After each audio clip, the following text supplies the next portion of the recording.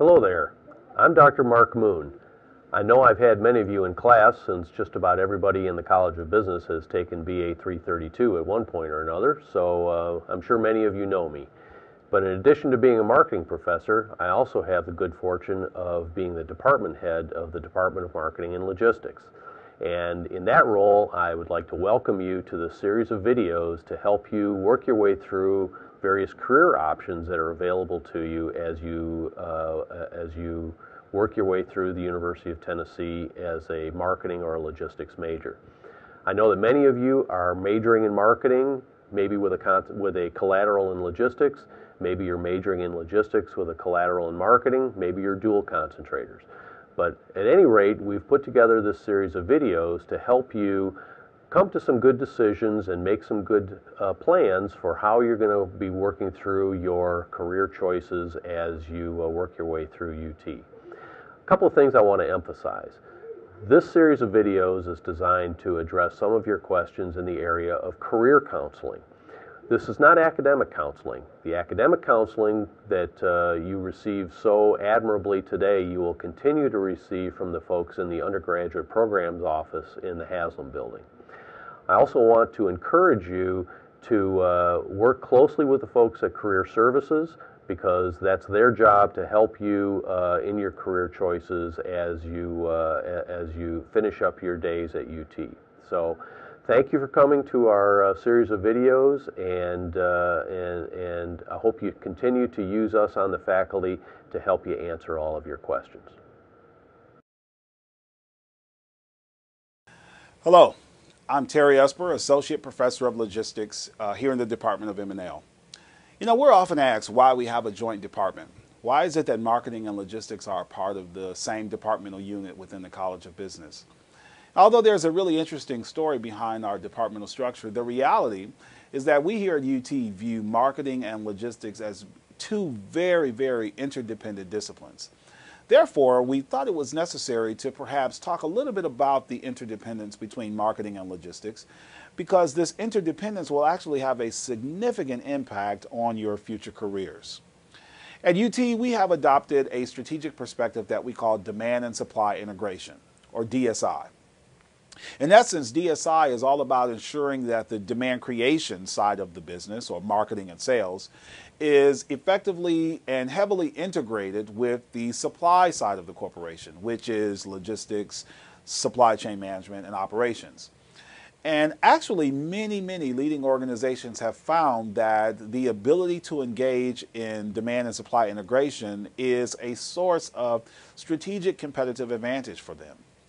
So, as you're going out into the marketplace, you may very well be faced with firms that are engaging in demand and supply integration activities. And therefore, we find that it's necessary to infuse DSI throughout our curriculum, throughout the ways and means that we teach classes here at UT, and expose you to DSI to prepare you for the workforce. The reality is that if you're a marketing major, for example, your ability to effectively fulfill the promises that you make through marketing will depend heavily on logistics, because logistics will be responsible for ensuring that product, for example, gets out to the customer that you have marketed to. Likewise, if you're a logistics major, there would be no logistics to manage if there were no demand for the products that you are actually going to be managing through your logistics activities. And that demand comes from marketing. So you see, marketing and logistics are very, very interrelated and very interdependent. You know, there are several universities across the country that have joint marketing and logistics departments, just as we do here at UT. But I'm proud to say that University of Tennessee is the only university that has actually focused on the effective integration of marketing and logistics and has adopted demand and supply integration as a strategic framework that essentially serves as an overarching strategy as to how we view marketing and logistics here at UT. So, you know, you may have seen this through, for example, your classes, BA 331, BA 332. You may have heard, for example, of a process called sales and operations planning, which is an example of demand and supply integration.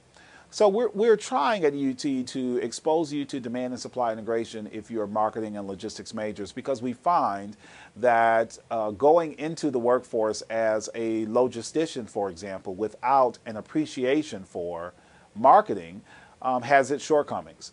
Likewise, going into the workforce as a marketer, as a salesperson, with a degree in marketing, without at least an appreciation for logistics and supply chain management, actually has its shortcomings as well. Therefore, we think that your education here at UT is actually very noteworthy, because you are being exposed to DSI, this viewpoint, this strategic perspective that actually allows you to understand that these two disciplines are not actually just two different disciplines that happen to be in the same department, but that these two disciplines are actually very interrelated, and it is the interrelation of these two that's serving as a source of competitive advantage for many contemporary firms. Thank you.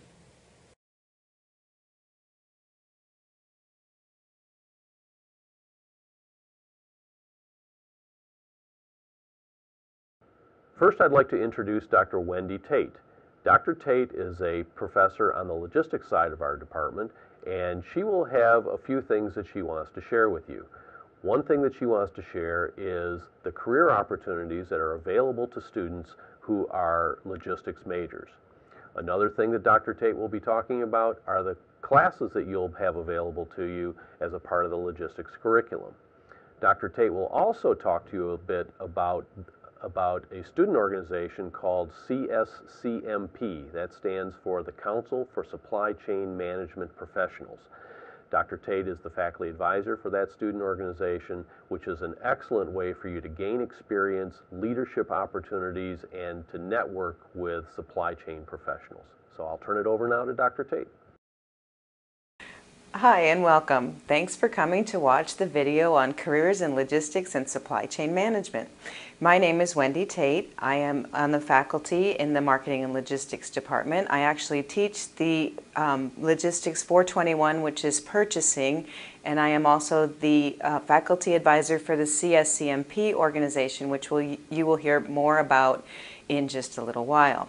So the purpose of this video is to introduce you to some careers in the logistics and supply chain area, and also to give you some tricks and ways that you can maybe make your career better, ways that you can get the most out of your degree at the University of Tennessee. So at the University of Tennessee, we offer logistics courses at 3 different levels. We offer undergraduate courses, MBA courses, and PhD courses. From an undergraduate perspective, these are the courses that you will need to be taking. These courses some are more relevant to others as you go and you think about what types of careers that you might want. But for the most part, you'll get something very important out of each and every one of them. So first, before we get started talking about specific careers, what I'd like to do is just give you some names of people that may be able to help you as you go along your logistics education path, and also introduce you to some advising specialists that will tell you some additional tricks that you might use to launch your careers. So first of all, we have 3 people in marketing and logistics: Lisa Murray, Jennifer Hicks, and Tamara Farley. They're all on the 3rd floor of Stokely, and they all will be more than glad to answer any questions that you might have. From a logistics career advising specialist perspective, Diane Marshall, who you'll hear from in just a moment, she acts as a liaison between the student, the recruiters, the logistics department, and career advising, and she'll have some really good advice for you. And also Janine Burge, who's over in career services, and she specializes in the logistics area. Both of them are people that it will be very good for you to go and introduce yourself and meet them. And now we want to talk a little bit about careers in logistics and supply chain management. See, you're actually pretty lucky, because from a job perspective, there's lots of opportunity and there are lots of different types of career paths that you can follow. So in the supply chain, you could go to work for a manufacturer, somebody that actually makes and processes the goods and materials. Manufacturers, there are many that come to the University of Tennessee and actually recruit our students. We have retailers, we have logistics providers, we have suppliers, distributors, resellers, so there's all sorts of different opportunities and different types of paths that you may choose to take. So the question is, which road do you take? So it seems like as you're standing there in the center, there are four main career paths that are applicable. There's the traditional line career path, which we'll talk about in a moment, the staff career path, the 3P and consulting path, and information technology. What you have to do is you have to use your educational experiences and use what you find out, internships conceivably, to determine which path is best for you. So from a line career path, these are the jobs that really focus on the accomplishing the firm's primary objectives. They're really considered more hands-on logistics work. There are some entry-level positions. Then I'm sure you heard from both Janine and Diane. They talked about some of the different positions that companies are recruiting for. In this area, traffic transportation managers, DC warehouse operations managers, potentially production managers, purchasing managers, and customer service managers. You'll also see as you go through your education career that some of the classes are more appropriate for some of these jobs. For example, Logistics 413 is very applicable to the DC and warehouse operations manager if that's the path that you choose to take. So some of the career progression that you can take, and I show this slide and I really don't mean for it to end at the vice president, because we do actually have alumni that have graduated from the University of Tennessee's logistics programs at the very top of the organizations. So the next path is really a staff career path, and these are more desk-based logistics work. However, I don't want to give you the impression that you'll sit at a desk for 8 hours a day or more and just make decisions. These are the types of jobs that you're really working with others in the organization to provide advice and support. So some of the jobs in this area might be an analyst, an inventory control manager, potentially a materials manager, a vendor managed inventory coordinator, or a customer account team. So different types of paths, and again, the courses that you take may be more appropriate for some of these types of jobs. For example, Logistics 411 is one of those classes where you can really learn about some of the analytics, some of the inventory control metrics that you'll need to be very effective in these particular positions. This is the path, and again, it does not end at vice president. We have alumni that are in the very top levels of every organizations. The next path is 3PL and consulting, and I have seen a great increase in the recruiting companies coming for these particular areas. And these jobs are really responsible for providing advice, expertise, and services and support to corporate customers. We talk about these being sales-oriented, but in reality they're really process-oriented jobs, and you're looking on how to solve process-oriented issues and going into companies and helping them to make improvements. From an information technology perspective, this is an area where you can take and support supply chain information by taking technology and looking at the different processes that the supply chain uses. And again, we're having a number of recruiters that are looking for students that have backgrounds in this area. So these four different paths, you have different opportunities and different ways that you can take your careers.